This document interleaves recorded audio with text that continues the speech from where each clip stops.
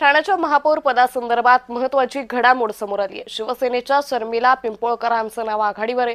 उपमहापौर पद भाजपला मिळण्याची शक्यता आहे। भाजपाचे नगरसेवक कृष्णा पाटील यांची वर्णी लागणार का याकडे लक्ष लागलंय। ठाणे महानगरपालिकेमध्ये बिनविरोध महापौर निवडला जाणार आहे। स्थायी समिती, परिवहन समिती, शिक्षण मंडळ, विषय समित्या, प्रभाग समितीमध्ये भाजप आग्रही आहे।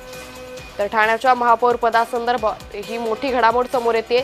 या संदर्भात अधिक माहिती घेऊयात आमचे प्रतिनिधी कुणाल भोईटे यांच्याकडून। कुणाल, ठाण्याच्या महापौर पदाच्या बाबतीत शर्मिला पिंपोळकरांचं नाव सध्या आघाडीवर आहे, काय अधिक माहिती?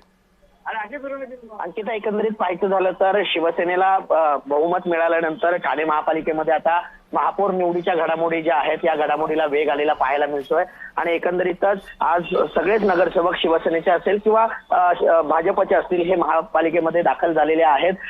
कोपरी मधल्या ज्या शर्मिला पिंपळकर आहेत गायकवाड यांच्या नावाची चर्चा जी आहे ती जोरदार होताना पाहायला मिळते। त्याचप्रमाणे भाजपला आता उपमहापौर देखील मिळणार आहे। या उपमहापौर पदासाठी कृष्णा पाटील जे भाजपचे ज्येष्ठ नगरसेवक आहेत यांचं देखील नाव चर्चेत आहे। त्यामुळे आज या सगळ्या संदर्भात घडामोडी ज्या आहेत त्या घडताना पाहायला मिळतात। त्यामुळे काही वेळातच महापौर पदासाठी अर्ज जो आहे तो दाखल केला जाऊ शकतो आणि ही जी निवडणूक आहे ही बिनविरोध होण्याची शक्यता आहे। कारण शिवसेनेला बहुमत प्राप्त झालेला आहे। 67 हा बहुमताचा आकडा असला तरी सुद्धा शिवसेनेचे 76 नगरसेवक जे आहेत ते ठाणे महापालिकेमध्ये निवडून आलेले आहेत। त्यामुळे शर्मिला पिंपळकर यांचं नाव आघाडीवर आहे आणि याच महापालिकेच्या पुढच्या महापौरपदी विराजमान होण्याची शक्यता आहे। अंकिता, धन्यवाद कुणाल, आपण दिलेल्या सविस्तर माहितीसाठी।